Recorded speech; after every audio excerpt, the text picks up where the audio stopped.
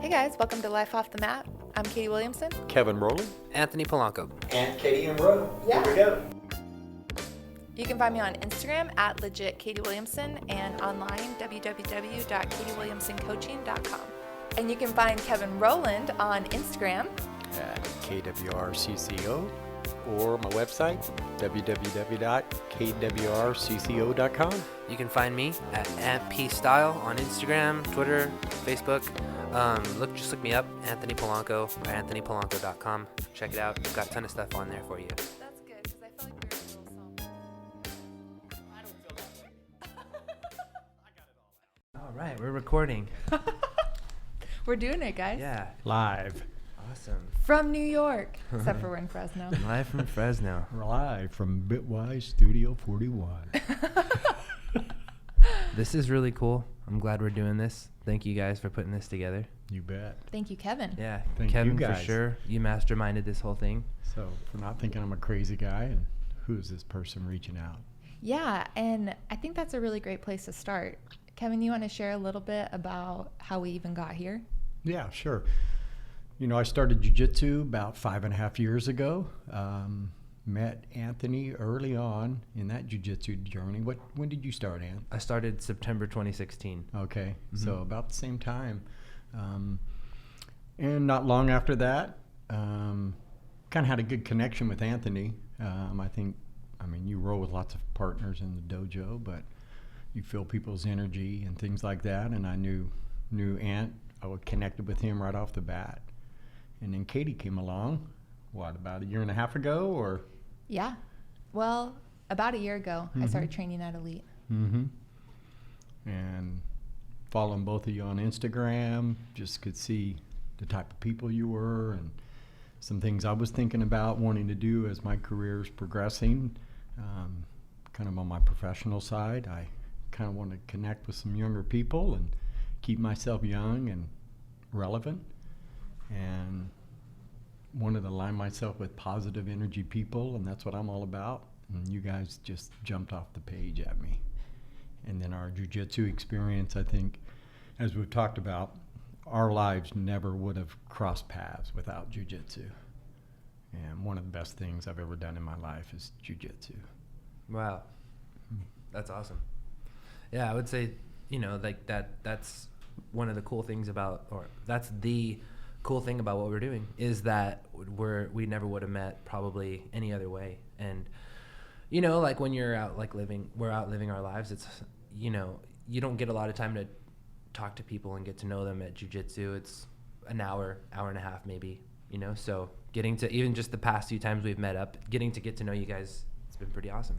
Yeah, I agree. And one of the things I've come to learn in the few years that I've been training, which I think is so cool and so different than anything else I've ever experienced, is that, when we're on the mats, we are so focused. Like, we're learning technique, we're drilling, we're rolling, trying to kill each other. Not really. But we're not getting together and saying, oh, hey, what do you do? Right, for sure. What's going on? I mean, there are times where we talk about what's going on in our life, but you don't do that on the mat, because that's not what we're there for. Mm-hmm. Whereas, I've gone to mixers before or something to meet someone, and the entire talk is about, what do you do? There's those questions, icebreaker questions, whatever. And you don't get that in jiu-jitsu, because we're there to train. And what you were talking about earlier, Kevin, about, feeling people's energy, that's something I feel like I've become even more attuned to doing jiu-jitsu, because I realized, I have these strong connections with people, and if it weren't for Facebook, I wouldn't even know what their last names were. I don't know anything about their life except for just who they are as a person. I don't know how else to explain it. It's not about anything that they do, that we have this bond that we develop. And then, over time, that might lead to more conversations off the mat. Sometimes it doesn't. And they're just people that I'm like, wow, I really like this person. Yeah. And the only thing that we have in common to build it off of is jiu-jitsu. And so I think it's really cool that, Kevin, you stepped out and reached out to both of us and said, hey, I have this crazy idea. Let's just have a conversation. and let's record it and see what happens. And so I'm excited. Yeah. So what did you think, like, when Kevin reached out to you? Like, what was your, like, what convinced you, or what made you think that, like, hey, this is like what I want to do? Because you and I didn't know each other. No, we didn't. So I guess for me, why I said yes, to me, that comes back to one of the principles that I live my life by. You know, I'm very open to new opportunities and new chances to meet people and talk to them. And so it was just kind of one of those things that I was like, you know, I've also been thinking about wanting to do a podcast for a little while. And other people had said, you know, oh, have you thought about doing a podcast? And there's just a lot of things that lined up with it. Like, it felt good and it felt right to just see what happened. And then, you know, we had lunch all together, and that conversation was so good. It was kind of like, man, I wish we were recording. But it was just an easy yes, I guess. It felt right. What about you guys? Yeah, I would say the same. You know, like, I was trying to podcast a few years ago, but doing it by myself. And it's like, it's fun, but, you know, you kind of need that engagement. That way, For sure. At least another mind. Like, you're able to kind of bounce your ideas off of. Yeah. Because you need to see how your ideas stick, like, Right. in another person's mind. You know, otherwise you're just kind of spewing information. Yeah, right. Yeah. Sounds good to me. It's like doing Right. stand-up by yourself, you know? It's like nobody's laughing, so you don't really know if it's funny. Well, I would laugh at my own jokes. So. I'm going to double-check this to make sure it's good. But keep going. I think this is cool. Go as the board guy. Yeah, Anthony keeps us on track. Yeah, I just want to make sure. Let's keep all 4 of them recording, even if that Shoot. one's not on. You know? Mm-hmm. Do you think we lost something then? Let me see, because I can just scroll through it.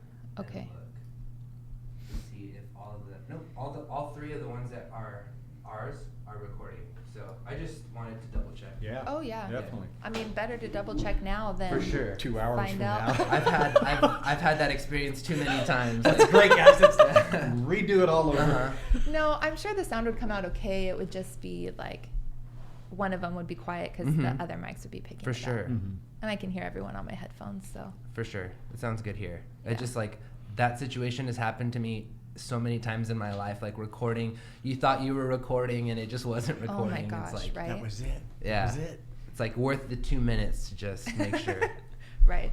But anyway, yeah. So like us coming together and it just seemed like the symbiotic, you know, type of situation that I'm always looking for. You know, the 3 of us coming together, all from different perspectives, but we all share the jiu-jitsu thing, and you know, that's really cool. And with jiu-jitsu, people are all so different, and it's amazing how you get along with 98% of people in the room. You know, so I knew it was gonna work. Right. Right. The odds were pretty good that we were gonna gel off the mat too. Yeah. So. Yeah. Yeah, because it is. I mean, you guys notice it. The people who are not humble do not last very long in jiu-jitsu. For sure. They just for sure. do not. It's hard, very hard for them to accept it. And it should be easy to make friends in that room. So people who don't make friends in the room, you know, they if they have a hard time making friends in the room, they're not going to stick around. And usually that's what it is. You know, they just like they can't be humble enough to kind of get over like losing over and over again to the people and then being their friend or whatever. You know. Right. Mm-hmm. Right. Anthony, the bottom one is moving. Is that fine? Yeah, it's just showing us one track. It's just showing us probably like the top track as it Okay. records. Sorry. Yeah. I know like, we're getting sidetracked again. Yeah, no worries. No, that's it's Triple good check. it's good so that like yeah, for sure.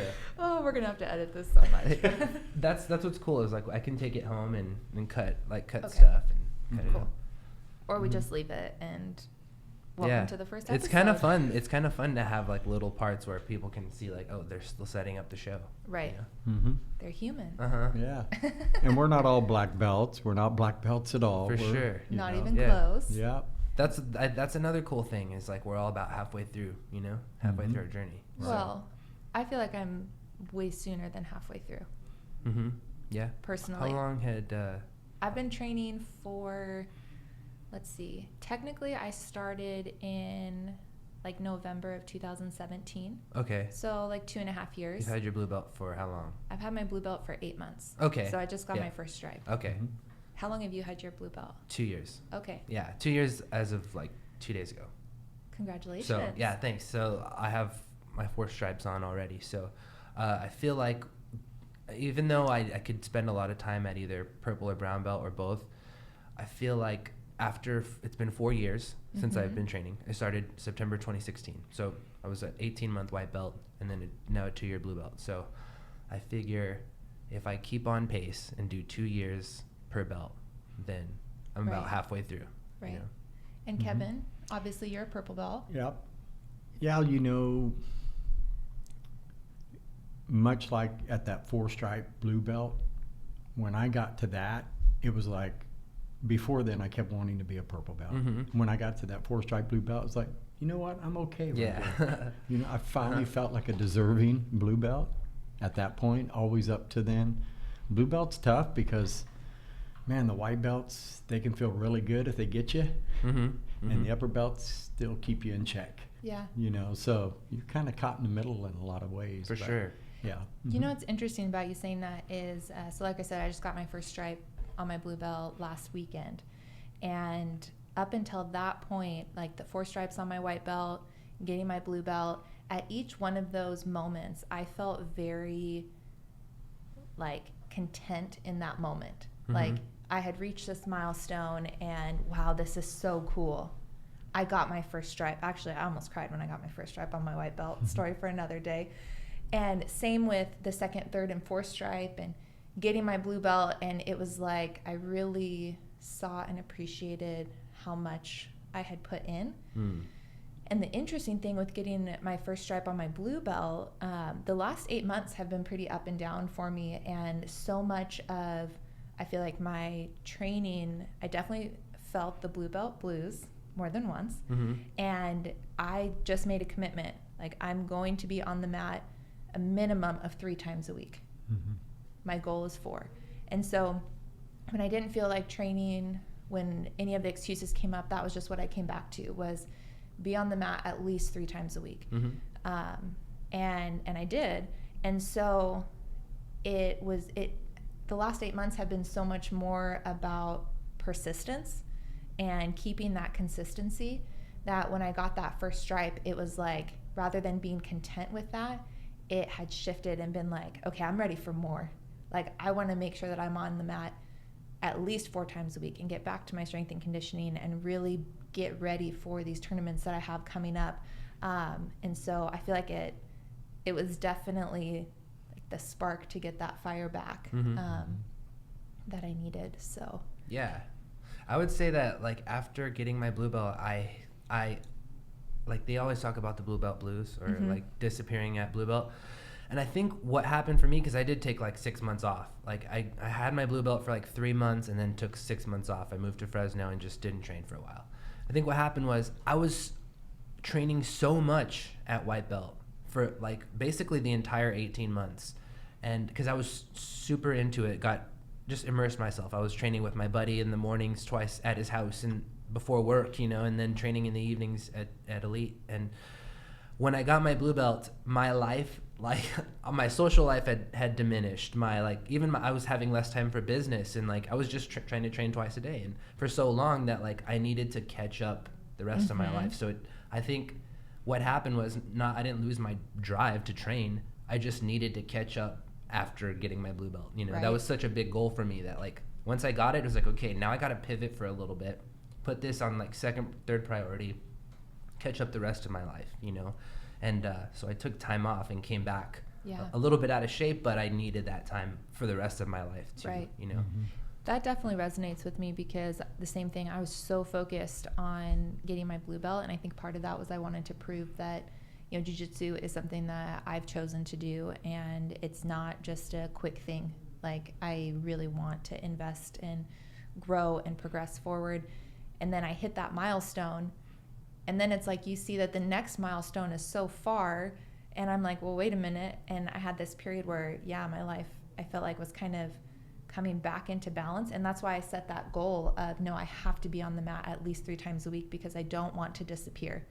You know, I want to stay consistent. And so that was what I focused on. And I don't know, I think it is hard to balance everything, and still make time for, and this goes across the board, not just for jiu-jitsu, but for me, I've had such a big learning curve over the last few years of getting really, I guess, serious about where do I want to put my energy in my life, because we do have a limited amount of time. Like, time's the only thing that we can't buy more of. So how am I going to spend the 168 hours a week that I have and really make sure that I'm investing in the things that I want to invest in?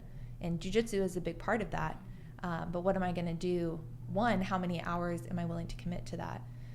Because something's got to give in its place. And just making sure that I am being diligent with how I'm spending my time. For sure. Yeah. That 3-day-a-week thing was really a big trigger for me. It really engaged me to kind of commit more.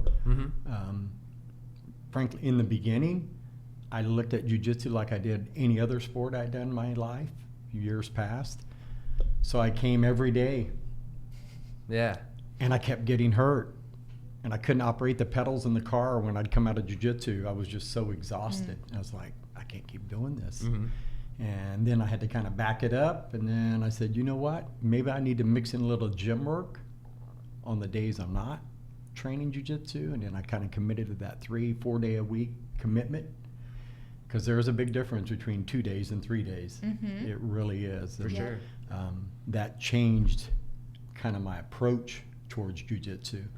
I had to go to the gym so I could survive on the mat, really, because I kept hurt. I mean, every old injury I ever had from 30 years ago showed up.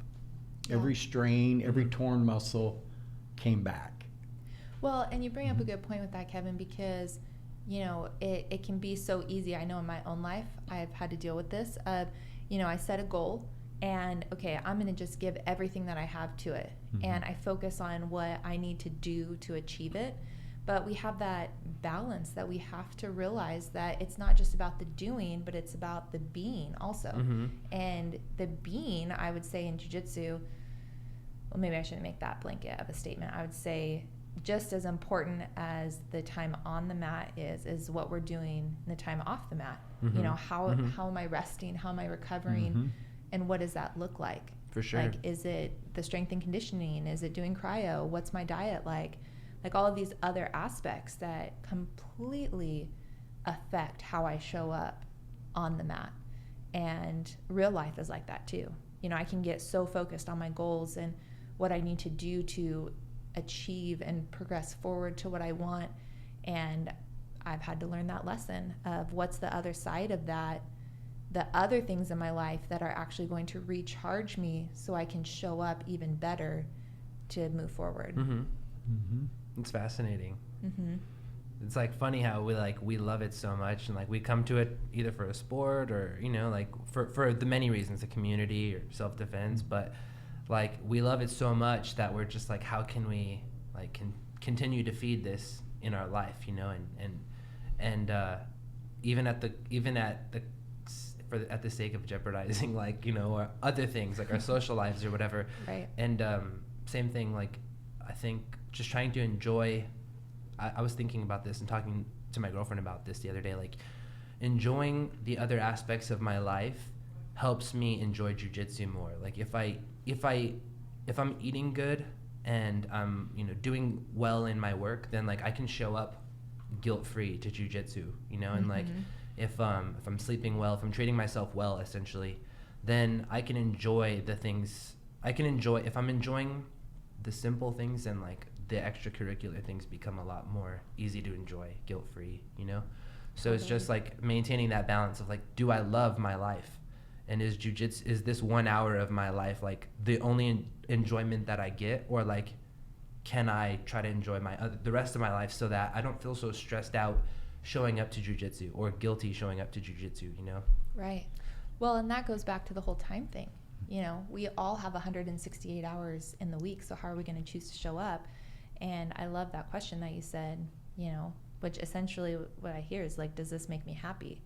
You know, and if we actually asked ourselves that more, then I think we'd find a lot more happiness in our life, because we'd know what to cut out and what to stop putting our energy towards, because we do have a limited amount of time. Mm-hmm. For sure. Yeah, that peripheral thing that jiu-jitsu makes you do, going to the gym, eating right. Right. I mean, I kept showing up and like, man, why am I so burnt out? I can't get through 5 rounds. And I had to look at my diet. I had to look at what I was doing outside the dojo. And then, like you said, it starts to affect other areas of your life. Yeah. They get better. And I go from 240 pounds to 220, and then 215, 205. And like I was sharing with you, I had to cut out my daily dose of Starbucks to ever break 205. But eventually I did that. And I sit around 194 right now. Much healthier. Yeah. Put a lot better things in my body. Right. Mentally and physically. Mm-hmm. And I mean, right now we're kind of talking about like the physical benefits of jiu-jitsu, you know, and I mean, we all know the emotional benefits of it, also the mental benefits. But even going a step further, we've all talked about, you know, the lessons that we learn on the mat do translate to life off the mat too. You know, whether that's learning to be humble in how you show up, and how you interact with other people, and I don't know, having confidence and humility at the same time. And I mean, for me, I know a big parallel that I've taken is when I'm rolling, you know, I can have a really tough 5 or 6 minute round, you know, however long we're going, and get to the end of it, you know, we shake hands, give a hug, whatever, and have a minute to reset. And it doesn't matter how difficult that round was, I'm starting fresh after that minute, and it gets to start again. Yeah. And for me, that's been a huge reminder and lesson that it doesn't matter, you know, how big the storm is in my life, or how hard the waves are crashing, or whatever challenge I'm facing. Eventually, the timer on that round is going to ring, and I get a minute to catch my breath, and I get to stand back up and do it again, fresh. And so anyways, that's like, we have all of these physical health benefits that we're talking about, but for me, there's been so many of those parallels that, For sure. you know, I find encouragement and encourage myself off the mat too. Yeah, that gets you to reset, because that's very hard in everyday life. You go out of one meeting into the next and not have that overflow of what you just experienced. And I think you're dead on with that. Allows you to reset, boom, change your mindset, go into the second thing. You could be like totally crushed by it, you know, emotionally, physically, and then like it doesn't matter. Like you have to start again.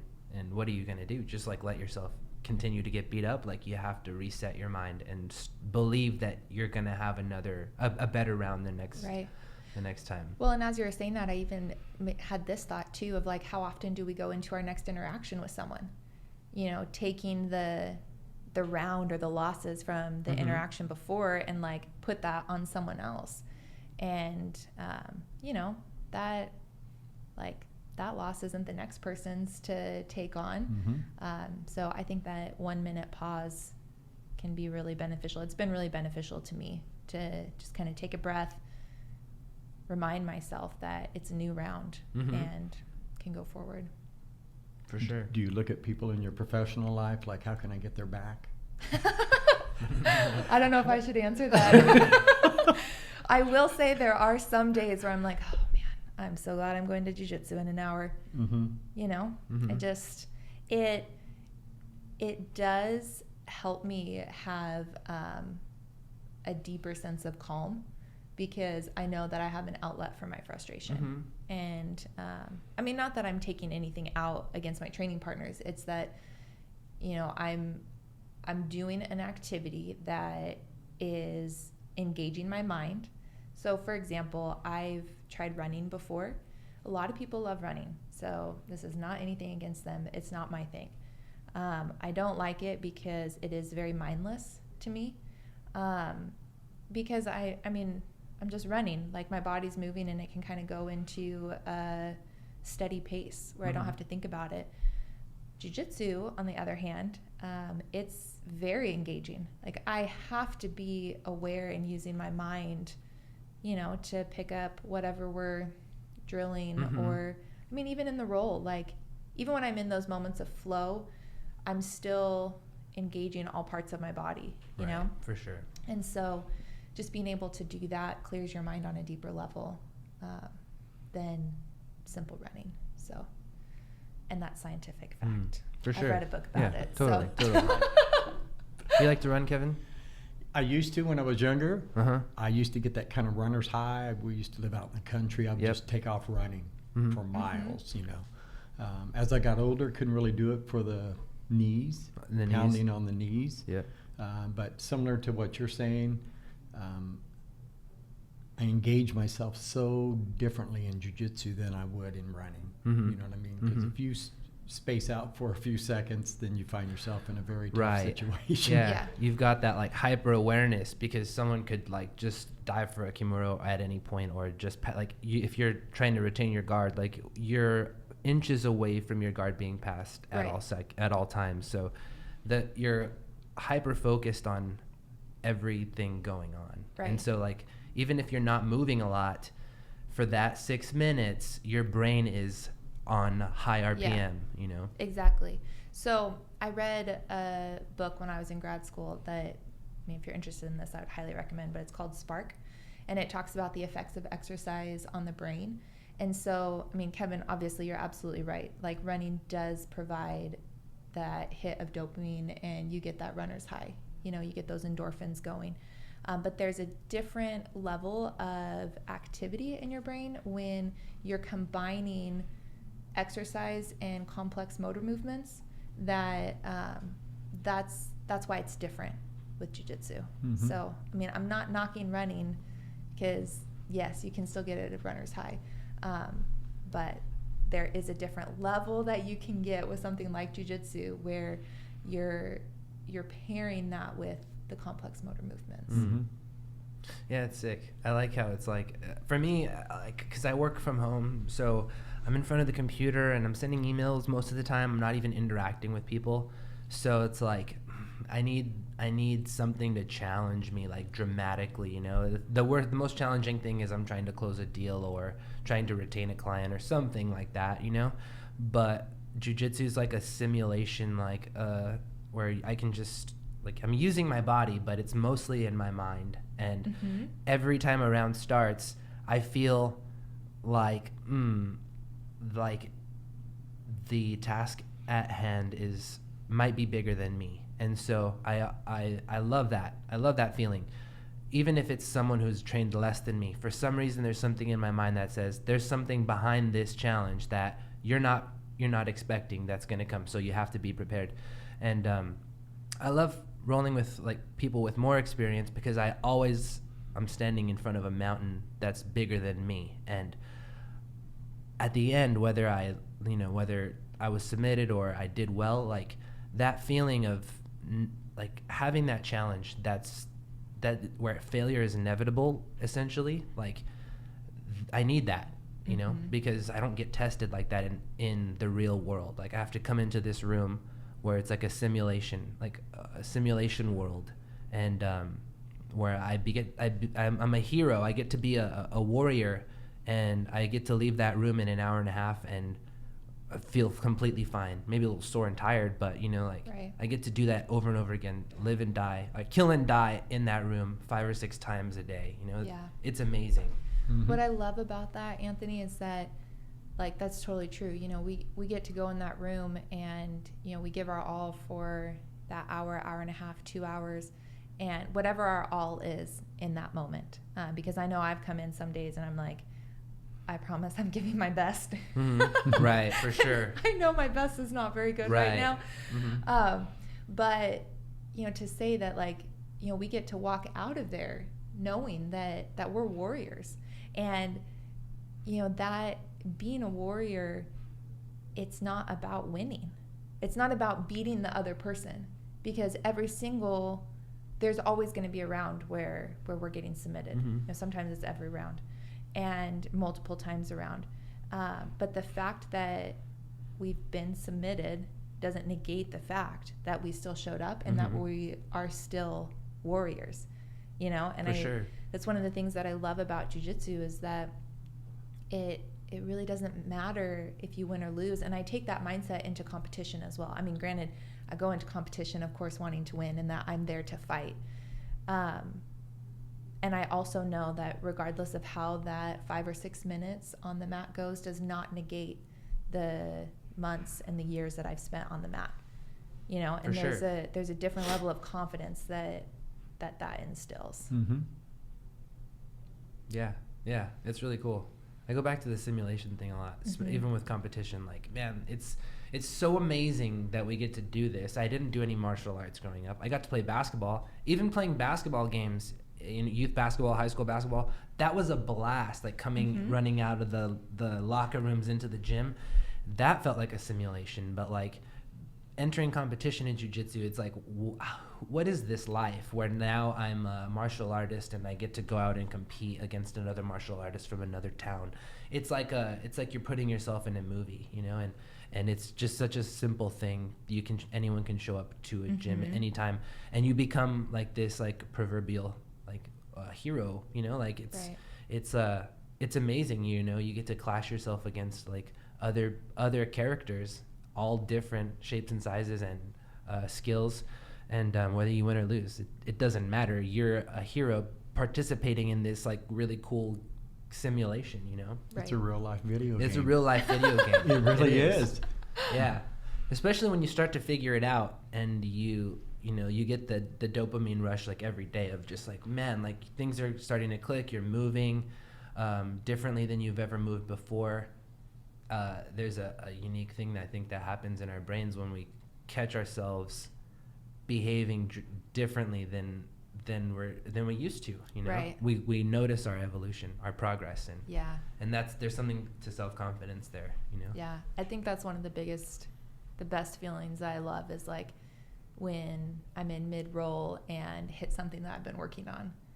Because what I'm noticing for myself, and obviously I know I'm still new to the journey, but I'll, learn a pass. So for example, I was first shown this one particular pass, I think it was last summer, to be honest. And I have seriously been working on it since then. And it's March now. And it's so interesting to watch the progression of it because I intentionally use it in my roles. And what I see is that rather than thinking, okay, this pass doesn't work. Okay, well, I'm a blue belt, so I'm probably doing it wrong.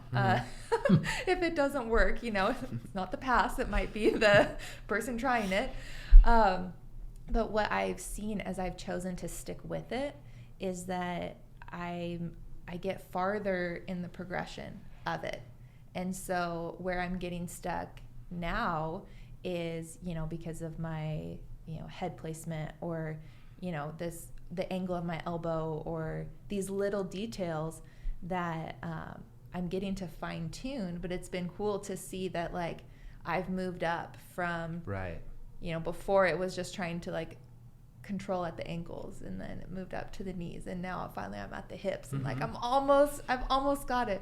But I keep doing it, and I keep working on this one pass because I know that once I get it down, like I'm gonna get it for sure all the time, for sure. And it's just that persistence that I see pay off. But having spent months on it now, that's one aspect of the game that I really like, is to be able to work on something over and over again, and then when you finally get it in the moment without consciously thinking of all of the steps that you're doing, I have to be careful that I don't celebrate and then give up control because you get too pumped. Yeah. I think I was reading a quote, I think it was Harger Gracie the other day. He was saying that like you can learn hundreds of techniques, but you're only going to use like a handful of them in competition. And like the difference from like a blue belt and the black belt isn't like how much techniques you know, because like you can spend, if you learn 3 techniques a class and you train 3 times a week, your first 18 months you're going to learn hundreds of techniques. It's like the details behind the techniques that you use, like that's what you spend your time working on. And like the details are what black belts know, that you can learn the same move at white belt, but it's the depth of those details, you know, and just working on those is what makes you good at those techniques. Well, and I would also add to that, it's not just the technique, but it's about how knowing when and how to use it and apply it. You know, and I look at that in my everyday life. You know, there's a lot of techniques that I've learned, or skills, or, you know, my degrees or whatever, from college. And it's like, it's not enough to have the knowledge, or in books that I read or podcasts that I listen to or whatever. What matters is the application of that knowledge. And I know in the past I've been really tempted to just, okay, I learned something, I tried it and it didn't work, so it must be faulty or it must not work for me. And I've had to really look inward and say, okay, is that true? Or do I maybe need to have some persistence and consistency in applying this technique and see if over time it does work. It just needs some adjustments. And to me, that's what's hard about life, because it's like sometimes you have to pivot and try something else. And other times you need to apply persistence to really make it happen. So, and know when it's time to pivot. Yeah. Especially, that's the same thing with techniques, like when do I abandon this technique? That's what's cool about blue belt, is you can spend so much time. You had, like, I had projects, like I had my butterfly guard project that I spent 6 months on, like just developing my butterfly guard. And then, you know, like I had never worked on X guard at white belt, so I spent some time working on X guard. And like, it takes months sometimes to work on a technique well enough that, like, okay, now it's a part of me, you know? Right. What about you, Kev? From blue belt, like what did you spend your blue belt time doing? You know, when I really started to accept the fact that I was going to get mounted, because there are times when you're just going to get mounted, other than trying to get out of that mount, learning moves from there. And I'll give up my back a lot of times because I can get out of somebody trying to do an arm bar on me. I can usually turn it around. But yeah, doing Kimura, from having somebody in my guard, getting that Kimura. Those are ones that I just continually work on, still work on. But yeah, those were real light bulbs coming on. And it goes back to what you say about application, because life is so much that way. People say timing.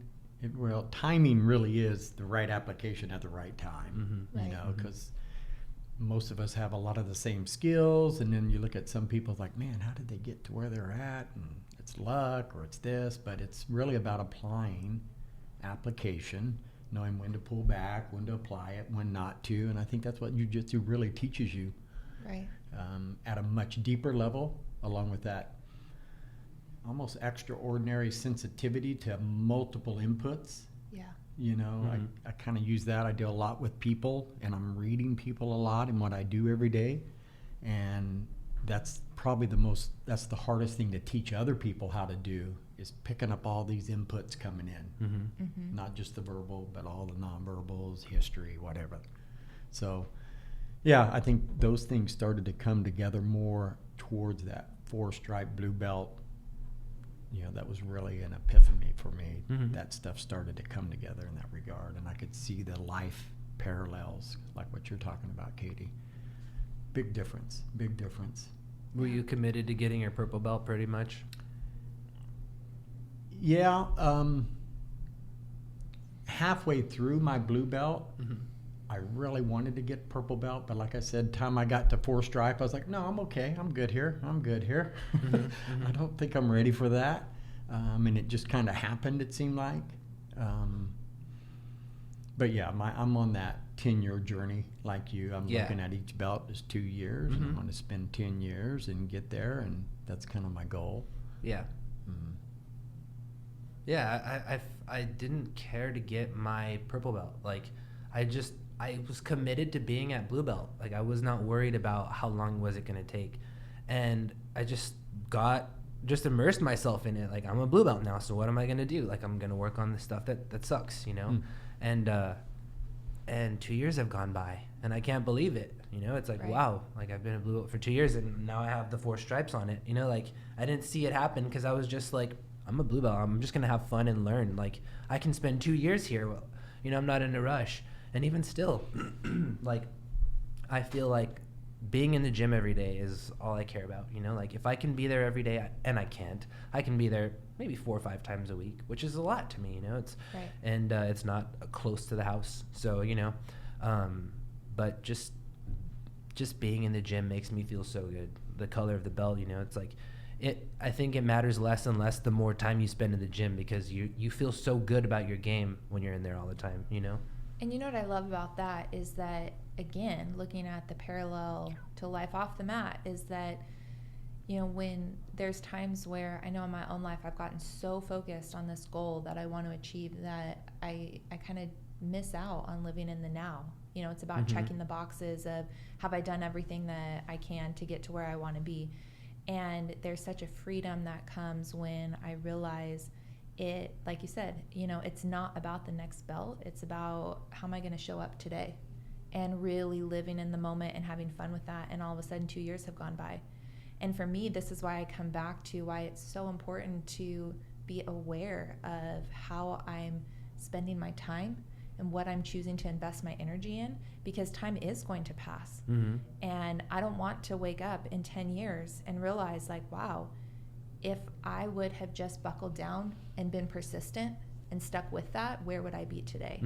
And that's one of my biggest driving motivators in what keeps me going, especially on the days that I don't want to go to the gym, or I don't want to stay up late and work on this proposal, or I don't want to take this extra job. And I sit back and look at, okay, but where do I want to be in a year or 2 years or 5 years? And is this going to get me there? And if that answer is yes, then I make that hard decision and say, I'm going to choose to do this, even though it doesn't feel good now, or I don't want to, because there's something bigger that I'm working towards. For sure. Yeah, and I think at blue belt, like halfway through, like because I joined the Elite Team Clovis program started at Moore's Martial Arts. It's at Moore's Martial Arts, but it started as Moore's Martial Arts, Brazilian Jiu Jitsu, and it was the start of the program when I joined. So it was such a small group. I felt like a responsibility to set a good example. You know, there's a lot of new guys. I was like one of the 2 blue belts, you know, and we're the highest rank. And there was so many good blue belts in the gym when I started, like so many good examples. You know, Andrew Tovar, you know, all those guys, Derek Pedigo, and like all those guys, great dudes, great examples that I always looked up to, good jiu-jitsu, good friends. And I wanted that for the gym, you know, like I wanted to be there all the time and, you know, be there on time, help the new guys with their techniques, you know, and that kind of, that's another thing about it, you know, like even though you're not a high rank, like we all kind of have a responsibility to be a positive role model in our lives, and jiu-jitsu helps with that. When you're a part of a community, the amount that you involve yourself in the community, you know, you start to be responsible for it and for its development. So like when you're a part of a team, that's what's cool about training jiu-jitsu, is like you're joining a gym, a club, but you're also a part of a team.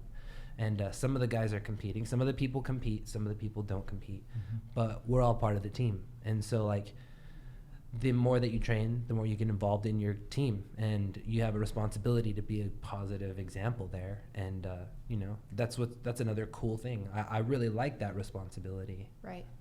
Yeah, because I mean, we get to choose the atmosphere that we're creating by the energy that we put into it. And I can tell you, I love being part of the women's team. We have such strong friendships, and we're so close, and we look out for each other, and we have so much fun when we're on the mat, when we're off the mat. You know, those are my sisters, and we, like you said, we help each other get ready for competition. We push each other to compete if that's something that we want to do. You know, not forced by any means. And we have such good role models, you know, in the upper belts also. And in the lower belts too. And yeah, that's something, that family team aspect of jiu-jitsu is one of the main reasons of why I'm so addicted. For sure. Yeah. For sure. You know, I'd always been a team sport, football, basketball, baseball guy. Used to look at the wrestlers like they were crazy when I was in high school, and their garbage bags trying to cut weight. Never thought the camaraderie and the team aspect in an individual, per se, individual sport like jiu-jitsu, did not expect that at all. And Right. it is actually greater and stronger than any team kind of dynamic or team sport I ever participated in, as far as the unity and the family and the connection. And I mean, granted, we do it year round, we don't ever stop, but we live, I mean, when we see Josh on the other side of the world doing something, man, a little bit of us is like, yes. For Yeah. sure. And You it know, keeps me in it. Like, I don't compete very often, but when I see my teammates winning, it reminds me like, oh, the next competition, like, I'm going to try to make that one, you know? And I usually will make them, like, at least a few a year. Not because I'm competitive, but because everybody around me is competing, and it makes the standard, you know, that I hold for myself higher, because sure. all my friends are competing and winning, you know? Well, and we've talked about it before, but I also think one of the reasons why we have such strong bonds in jiu-jitsu is because when we are on those mats, you know, we are putting each other in vulnerable positions. We're being put in vulnerable positions, and you know, when I go with a training partner, I'm trusting that when I tap, they'll let go, because they don't have to. Right. You know? For sure. And you know, I think that's something that builds those bonds too, is because, you know, there's a deeper level of trust when, you know, I know that you could break my arm For or sure, something for sure. and like really hurt me, and you're gonna bring me right up to that point, but as soon as I tap, you know, we let go. Or you know that I'm being stubborn and Even you if transition Yeah. to something else, or you know, you're going slow enough that and controlled that it's like, you know that you're putting the other person in a compromising position, and it's kind of like you're testing them too. Do you know what I mean? For sure, for sure. And that's interesting. It's even, especially with strangers, if you haven't rolled, first time rolling, or especially brand new people to the gym, because you don't know at all what they're going to do, because they don't know what they're going to do. And I think about that as, you know, a higher belt with new people. Like, I know I can probably submit them a bunch of times, but they might catch me in something, and I have to trust that if I tap, they're going to let go, you know? Right. And so you never know what could happen, Right. you know? Or even the humility on the other side of that. Like, okay, I know that I could tap them a bunch of times. I'm not going to, because I want them to come back, you know, or I know that they're working on something, and I'm, you know, going to have a little bit more flexibility. So that way it's something that we're both gaining from, rather than just one person dominating for the sake of dominating. And I definitely notice, this is something I'm still working through, but I do roll differently with different people. And there's definitely different levels of trust in the gym, not because of anything negative necessarily that someone else has done. It's just I have a different rapport with different people, and I'm starting to notice, like, subconsciously I roll differently. Oh yeah, for sure. With them. And so that's something I'm still working on, but yeah, it's, I don't know. It's like having a conversation. Like, you know, you can't talk to everybody the same way. You have different types of conversations with different people. That's how I liken it. Like, you know, you roll with someone, if I roll with someone who's really small, I can't roll with them like I'm rolling with Manny, who's 240 and a monster, No. you know? So, like, Strong, yeah. and I won't sit butterfly guard with Manny to start a round, because he's gonna pass my guard right away if I do. But I can sit butterfly guard with smaller people, because I'm not afraid of that happening, and it's not as much of a risk for me, you know, to sit butterfly guard on someone really tiny. but like I'm not gonna play Manny that way or try to berimbolo him right away, you know, because it just doesn't make sense. Right. And that's another cool thing is like, you know, finding that balance between like, do I need to work on something more than I need to help this person get better, you know, and that's kind of how I look at it. A lot of newer belts, like I try to find a balance of I'm gonna work on my stuff, but I'm also gonna make sure that in this round they get better by like giving them enough resistance to do the move that they're trying to do and pull it off if they're doing it right. And if they don't do it right, then I don't let them pull it off. I do the thing that the counter to what they're doing that wouldn't work if they were to do it right. And then hopefully that opportunity comes up again in the same round so that they can try it again. And I don't tell them what to do unless, you know, of course they just really don't know. But if they're trying to figure it out and they do it wrong, then I don't let them get the reward. But if they're trying it and I'm giving them 70%, 80% resistance and they do the right thing, then I concede the technique, even though I could just like bench press them off or whatever, you know. And that's kind of the cool thing about the situation where like, you know, you're getting something out of it, even if you're not just completely submitting the person over and over again, you know? Yeah. I think you're nicer than I am. Yeah. I'm definitely nice. One of the, on the polarity scale of niceness, I'm at the farther end in my gym, but I don't mind. I'm still working on Yeah. it. See, I go into a round thinking that, and then all of a sudden, that's not happening. Yeah. Oh, no, you aren't. Yeah. Yeah. How did you know that's what goes through my head? But to be I fair, can I'm see it. one of the Yeah. bigger guys in my gym. Right. So like, you know, I have that luxury. If I was a smaller guy in the gym, I wouldn't have that luxury as much. Yeah. You know. That makes sense. What do you think, Kevin? Yeah, no, definitely. Yeah, I mean, if it's just was, 2 weeks ago, first day white belt, his first day, hey, it's my first day, okay, put you in guard. I'll put him in guard, okay, start breaking guard, and just go through that constantly. But yeah, I'm like you, I like, try to find out what they're using, and to use no strength, try not to use strength, because that's my go-to. But to allow them to do those things, and then it's amazing what you continue to learn, even with somebody who's there on their first day. Oh yeah, totally. You start to notice, like, man, I still have a tendency to do that. You know, so there's always something to work on. Something super tiny you can spend a whole day working on. Yeah. You know? yeah. Or even for me to get in that position and, you know, they're like, oh, I don't know what to do. You know, what are you going to teach me? I'm like, I don't know. I'm just a blue belt. Yeah. Yeah. So having to come up with something like, oh, okay, what do I know that, you know, I can help and teach you how to do. And yes, in that instance, I am nice and I let them work, okay? For a little bit. For a little bit. I've always had that issue, though. My brother is 3.5 years younger than me. And I remember growing up, obviously I was bigger than him. And my mom would tell me, like, Katie, can you just let him win? Like, he would want to play with you so much more if you would just let him win one time, once.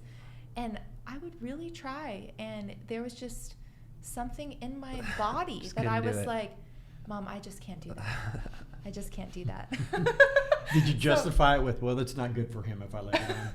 Probably.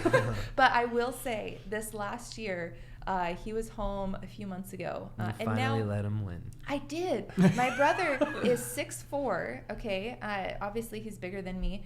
And, you know, he's talking trash, whatever. Oh, I can get you, all this. And he ends up, like, I don't even remember what happened, but he, like, put me in a guillotine or something. And granted, we are standing up in the kitchen, okay? So, like, I'm not going to, like, put him on the hardwood floor, you know? And I was sitting there, and I'm like, or standing there, I guess, and I'm thinking, okay, I could get out of this. Like, I could knock him over. And then what's going to happen? You know, he's going to hit the counter. We're going to knock the chairs over. Mom's going to be like, what on earth are you guys doing? And so I just tapped. And he's like, oh, yeah, see, I haven't even done jiu-jitsu, and you just tapped in, like, 2 minutes. And I'm like, okay, John. And I just walked away. And later I told my mom. And I was like, yeah, it just wasn't worth it. You know, I just tapped. And she's like, Katie, you have come a long way. I was like, I have. Jiu-jitsu's been really good for me. That's hilarious. But he'll hear this podcast. Yeah. He'll know you let him win. Yeah. Oh, yeah. He'll be like, what? No, you didn't. I totally had you. okay, John. Yeah. Oh, so. You know, I've never seen anything, any sport, any activity where from the very beginning it teaches you how to coach and mentor people. Mm-hmm. You know, because even your second week as a white belt, there's a new white belt coming in the door. Right. Hey, For sure. hey, let me show you something here. Mm-hmm. Yeah. You know what I mean? And I think that's what teaches that. You don't have to wait till you're a black belt or brown Right. belt to be able to teach people. You're teaching people your second week there. Yeah, Right. helping You know people what I mean? along. Right. It's really something Well, special. and the other thing that I love too is that I would say for the most part, and I mean, you guys can tell me if you think I'm right or wrong, but I would say that I don't care if you're a natural athlete or not. Like, you come into the gym and it is a different level of how, like, body awareness and how to move, and even the warm-ups are like, what on earth, like, how do I do that? Mm-hmm. And that's one of the things that I love about it too, is because it kind of evens the playing field. And you know, for people who come in, because I was this way, like, I felt so awkward trying to learn how to do a shrimp or even a forward roll or a backward roll, and it took me so long. And it's like, to be able to encourage other people in that point of like, hey, we've all been there. Yeah, right, Like, for sure. We've all tried to shrimp and not move to anywhere on the mat. Okay. Yeah. Like, we've all had to do those, I don't even know what they're called, but like those ab things where you have Oh, to, I like, hate those still. I don't know Those what, are do so you know what annoying. I'm talking about? Like, it literally The like took, sideways. yeah, it took me months, longer than months, Mhm. to actually move anywhere while doing Those that. are very frustrating. Yeah, but I can do them now, Mhm. you know? And to me, again, that goes back to if we choose to show up with persistence and consistency, then we're going to see progress. Mm-hmm. And that's on or off the mat. Yeah, yeah. I think people all come to it for a different reason, but like that's what you end up needing humility, at least a little humility, you know? For sure. Persistence, consistency. The reason you show up has to be big enough to like want to continue, I think. But once you Mhm. enter the gym, you just need something to get you to show up. Oh, Once for you sure. get there, the camaraderie, and then I still remember my first day very vividly, and like just seeing people training, seeing like women rolling with men in like in dynamic fashion, you know, like just these incredible movements that I'd never seen before. It's unbelievable that kind of thing exists, you know. Mhm. And when you walk in your first day, it's hard to not love it. I think most people love it because they've never really seen anything like it, you know. Right. And to see people from all walks of life like doing it all the same, you know. You could see like a purple or brown belt, a small bodied, like a physician or computer desk, you know, type job person. And you could see someone who's got a huge hulking body who's just got a white belt on 2-3 weeks of experience, and people from all walks of life, you know. And that's what's so mind blowing. You see it your first time, and it's hard to not want to go back to a room like that when you go back to your life and you realize how normal it is without something like that, you know. Mm-hmm. Mhm. Then you get that first Americana, and then you're hooked. Yeah, Huh? something. Your first, for me, it was the guillotine. Yeah. I figured out the front headlock guillotine like right away, Yeah. and that was the only submission I could get at white belt for like most of white belt. I got very few submissions. Like I don't think I had one omoplata. I think I might have gotten. I don't think I had one rear naked choke all white belt, and I could get the guillotine within like the first few months. I think I got one. And from then on, it was like, I can submit somebody. Yeah. And I was just, you know, constantly chasing after, like, how can I get better? How can I get better? And slowly, surely, you start to notice more success. In the beginning, you hardly notice any, but like it's just enough to get you back in the door. You know, Mhm. Yeah. good stuff. Yeah. Yeah. Well, I think we're just about at an hour. Nice. Went by quick. Yeah. It did go by quick. I think it covered the initial like topic that brought us together, which is jiu-jitsu, you Mhm. know, and like Yeah. we all got to kind of share our comprehensive thoughts about like just where we are with jiu-jitsu right now, and you know the way that we all kind of have seen our journeys Yeah. thus Mhm. far. Yeah. And if there's one thing I'd add to like the last bit of our conversation, for me, as I'm sitting here, it's like I can think of, okay, my favorite sweep that I have, you know, like I love doing the hip sweep. I think that's what it's called. Mm-hmm. I'm just a blue belt, so don't quote me on that. Like, yeah, I love that. But I think the biggest, I guess, appreciation that I've had in my 2.5 years that I've been training is really learning to like love my body as it is, like for the strength that it is. You know, I've always been someone who like has wider hips and bigger legs and even bigger ankles, which I share because in my last tournament I was in the final match for bronze, and the girl had me in a foot lock or an ankle lock, and I've done ankle locks with Sheila before, and so I knew she didn't have it, but I joked, even though I'm kind of serious, that I think because my ankles are big, like she couldn't get it. She's used to like skinny cranking ankles, on it. like yeah. Like you can't really find How the funny. exact Achilles. spot, you know.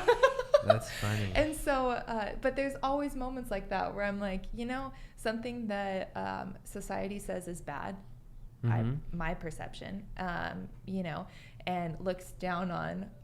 I joke about in Jiu Jitsu because I'm like, hey, you can say whatever you want, but I got a bronze medal because of that. For sure. Yeah. She couldn't submit you. Yeah, but you know, and it's just also learning to play to those strengths. Like, yeah, I have big thighs, but that means that I have very strong legs, and so I use those to my advantage when I'm rolling. You know, and I'm glad that I have them, you know. I want them to be stronger, and I want to get them bigger so that I can, you know, keep pushing that edge and whatnot. So anyways, yeah, we don't have to include the story about my ankles. No, that's a good story. That's a good story. And you're totally right. Like, I think I was telling my girlfriend this just yesterday. Like, when you start to figure it out enough, like, you develop your own style according to your body. In the beginning, you're learning the moves as basically as possible, just to get it in your brain, and you're learning it from someone who has a different body than you.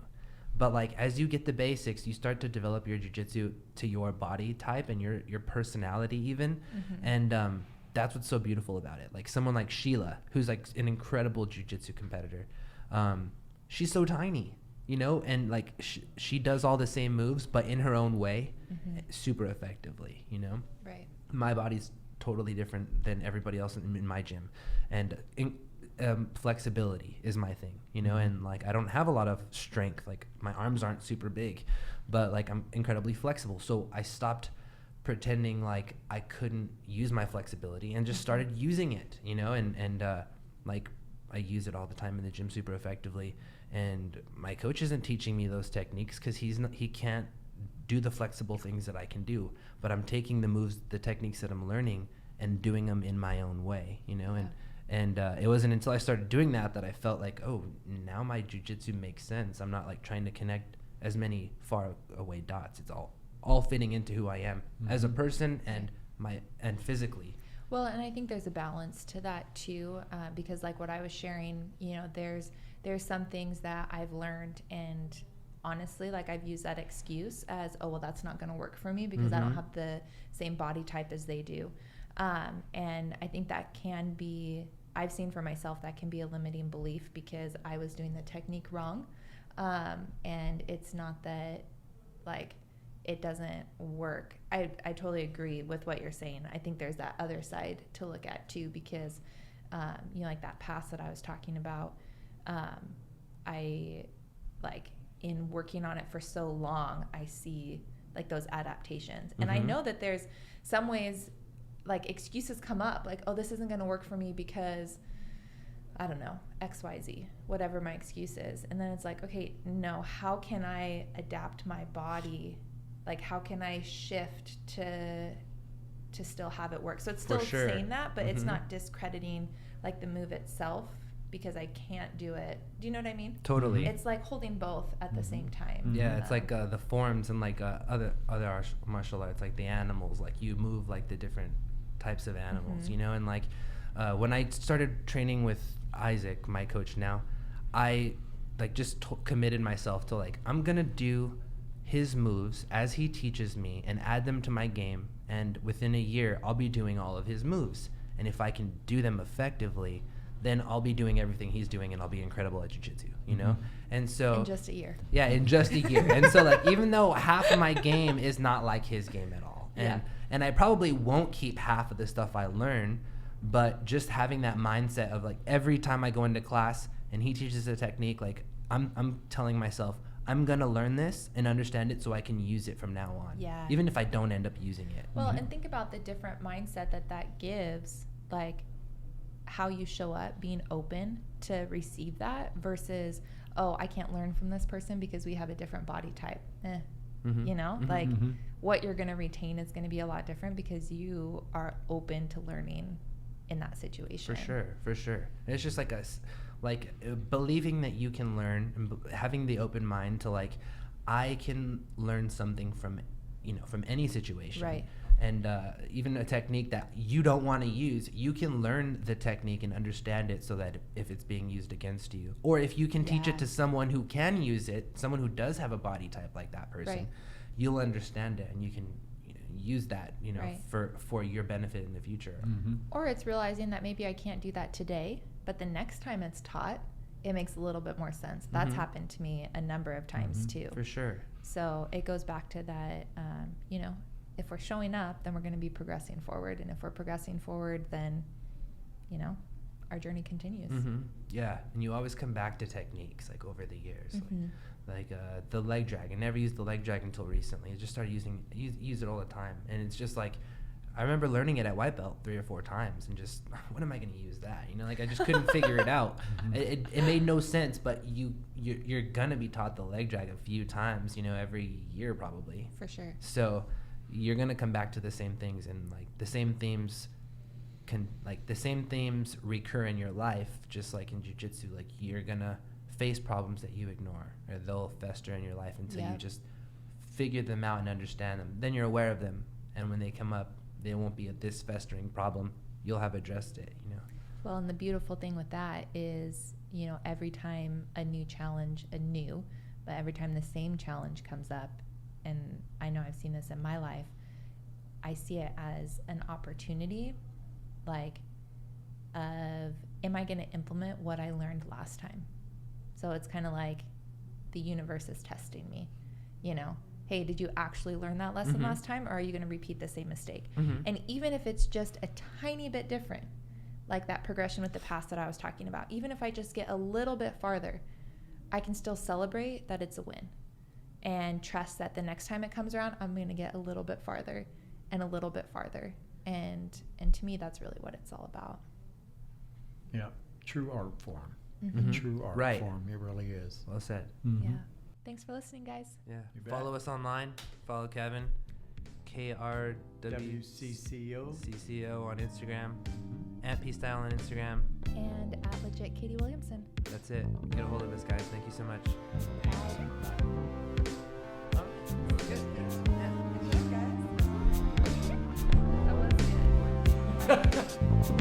You can find me on Instagram at Legit Katie Williamson and online www.katiewilliamsoncoaching.com. And you can find Kevin Roland on Instagram at KWRCCO or my website www.kwrcco.com. You can find me at P-Style on Instagram, Twitter, Facebook. Just look me up, Anthony Polanco, or anthonypolanco.com. Check it out. Got a ton of